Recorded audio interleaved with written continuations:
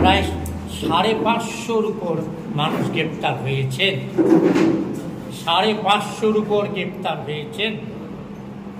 ফলে এবং আমাদের কাছে প্রচুর তথ্য আছে এবং নানা কাগজেও বেরিয়েছে তথ্য আছে যে একটা বড় অংশই হচ্ছে পরিকল্পিত মিথ্যা এফআইআর, তার ভিত্তিতে গ্রেপ্তার করা হয়েছে। ফলে স্বাভাবিকভাবেই যে মানুষ ওয়াকআপ নিয়ে আন্দোলন করবে, আন্দোলন করার অধিকার ভারতবর্ষের সংবিধান স্বীকৃত অধিকার, কেউ কেড়ে নিতে পারে না, কেউ কেড়ে নিতে পারে না। ফলে প্রচুর মানুষ গ্রেপ্তার হয়ে আছে পশ্চিমবাংলায়, রেকর্ড সেই, অর্থাৎ সংবিধান লঙ্ঘিত হয়েছে সারা ভারতবর্ষে যেমন হচ্ছে। আপনি বললেন শামশেরগঞ্জে অনেক নিরীহ মানুষকে অ্যারেস্ট করেছেন, আপনারা তো রিট ফাইল করছেন না হাইকোর্টে, কেন করছেন না? করছি না, আমার এটা দেখতে পাচ্ছি যে কোনো কাজে তো প্রস্তুতি থাকে, প্রস্তুতি ছাড়া এই এত বড় গভীর ষড়যন্ত্র এবং মাননীয় মুখ্যমন্ত্রী পর্যন্ত বলেছেন বিজেপি করিয়েছে। তো এই গভীর ষড়যন্ত্রের বিরুদ্ধে শুধু মামলা দিয়ে হবে না, মামলা করতে হবে, করবো আমরা, কিন্তু বাংলার মানুষ কি জানে? সারা বাংলার মানুষ জানে? অলরেডি তো 3 মাস হয়ে গেল, কখন করবেন? প্রশ্নটা হচ্ছে যে প্রস্তুতি করতে যেটুকু সময় লাগবে। এফআইআর কি আপনারা মিথ্যা এফআইআর ভাব মনে করছেন?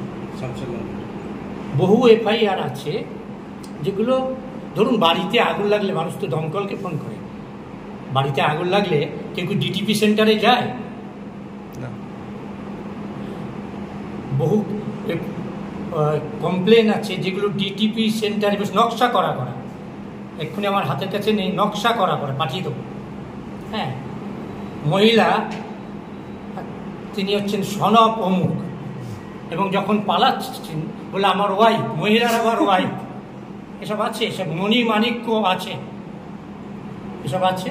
হ্যাঁ, মানে যেহেতু ষড়যন্ত্রটা অনেক বড়, ফলে প্রস্তুতি বুঝতেই পারছেন যে প্রস্তুতি ছাড়া লড়াইতে নেমে জয় পরাজয় পরের কথা, কিন্তু প্রস্তুতি সময় লাগছে। কালকে ফিরাদ হাকিম আমাদের শামশেরগঞ্জের প্রোগ্রামে এসে বললেন দোষী যদি আনন্দ রায় হয়, শুভপ্রসাদ হয়, তাহলে তারাও ছাড় পাবে না। আনন্দ রায় বলতে প্রাক্তন আইএসএসপি এবং শিবপ্রসাদ বলতে প্রাক্তন ওসি। তাহলে কি তিনারা বলতে চাইছেন এটা পরিকল্পিতভাবে করানো হয়েছে তাদের দ্বারাই? কিন্তু তারা প্রকাশ্যে আসছে না কেন? তৃণমূল, এটা তো মুখ্যমন্ত্রী বারবার করে বলেছে যে এটা বিজেপি করিয়েছে এবং ইনস্ট্রুমেন্ট হিসেবে অনেকেই এর সঙ্গে যুক্ত আছে। এবং এমন তথ্যও আছে যে আপনার ধরুন আমরা দেখছিলাম এফআইআরগুলো দেখছিলাম, এমনকি যিনি দুজন মারা গেছেন, হ্যাঁ, তার বাড়ির মানুষও যে অভিযোগ করেছেন, সেখানেও দেখবেন যে পুলিশ যায়নি। এ ব্যাপারে ইউনানিমাস সবাই, 4 ঘন্টা পুলিশ যায়। এটা কি প্রমাণ করে? কোথাও থেকে নির্দেশ ছিল যে ঘটনা ঘটতে দাও, থানা থেকে ঢিল ছোড়া দূরত্বে দোকান পুড়ছে, ইত্যাদি পুড়ছে, কী করে হয়? বা জনপ্রিয় মিষ্টান্ন ভাণ্ডারের মালিক, আমাদের কাছে যতটুকু খবর, তিনি তো সিসি ক্যামেরা জমা দিয়েছেন, সেই অনুযায়ী কেউ কি গ্রেপ্তার হয়েছে? আপনারা লোকাল বলতে পারবেন গ্রেপ্তার হয়েছেন? কার কার ছবি দেখা গেছে জনপ্রিয় মিষ্টান্ন ভাণ্ডার ভাঙতে এবং আগুন লাগাতে? কার কার ছবি দেখা গেছে? ফুটেজের আছে তো, সেই অনুযায়ী কি ব্যবস্থা নিয়েছে? তাহলে কি পুলিশ নিরপেক্ষ কাজ করেনি বলছেন? নিরপেক্ষ তো নয়। ফলে নিরপেক্ষ প্রশাসন যদি প্রশাসনের ভূমিকা পালন করত, যার বাড়ির লোককে বাড়িতে আগুন লাগছে, যার বাড়ির মানুষ আহত হয়ে পড়ে আছে, হ্যাঁ, তার বাড়ির ফোন ধরছেন না, মানে ফোন না ধরে কি বার্তা দিচ্ছে? শামশেরগঞ্জে বহিরাগত তথ্য প্রমাণ করার চেষ্টা হচ্ছে, এটা কি বলবেন? দেখুন, একটু তদন্ত হচ্ছে, এক্ষুনি আমি এটা নিয়ে, হ্যাঁ, তবে এটা ঘটনা যদি বহিরাগত থাকেও তার জন্য কেন্দ্রীয় সরকার দায়ী, কেন বর্ডার রক্ষা করার দায়িত্ব কেন্দ্র সরকার। হ্যাঁ কেন্দ্র সরকারের। তাহলে আবারও বলি, ষড়যন্ত্রটা কিন্তু বিজেপি। যদি বর্ডার পেরিয়ে কেউ আসে এলো এবং সমস্ত কিছু, আমি তো শুনছিলাম যে টিউবওয়েল থেকে আরম্ভ করে আরো অনেক কিছু, হ্যাঁ গরু পর্যন্ত নিয়ে গেল, হ্যাঁ যারা এখন এত তৎপর 350-400 এফআইআর করতে যারা তৎপর, তখন তাদের তৎপরতা কোথায় ছিল? এবং তদন্ত হওয়া উচিত চটিপাড়া বিএসএফ, এটা তদন্ত হওয়া উচিত, এটা কেন্দ্র সরকারই তো তদন্ত করা উচিত। মানুষ বলছে গণতন্ত্র সবচেয়ে বড় কথা, অভিযোগ উঠছে যখন সবটাই পেরিফেরির মধ্যে নিয়ে আসা তদন্তের মধ্যে। আমার প্রশ্ন হচ্ছে 3 মাস হয়ে গেল চটিপাড়া বিএসএফ নিয়ে তদন্ত কিছু এগিয়েছে? এই সময় মানবাধিকার এবং সংবিধান নিয়ে কি বার্তা দেবেন? মানুষের মৌলিক অধিকার, আইনি অধিকার, যেমন আমরা বার্তা দেবো রাতের অন্ধকার ডিকে বাসু মামলায় বাড়িতে যদি কোনো মহিলা থাকে তাহলে সূর্যাস্তের পরে সে বাড়িতে ঢোকা যায় না। বাড়িতে যদি কোনো অপরাধী থাকে, মানে কোট আনকোট অভিযুক্ত, আমরা তো অপরাধী বলি না, অভিযুক্ত যদি থাকে বাড়ি ঘিরে। আমাদের কাছে এমন অভিযোগ এসছে যে মহিলারা একা আছেন সেই বাড়িতে বিএসএফ এবং পুলিশ সহযোগী হিসেবে, কে কাকে পথ দেখিয়েছে সেটা তদন্তের ব্যাপার।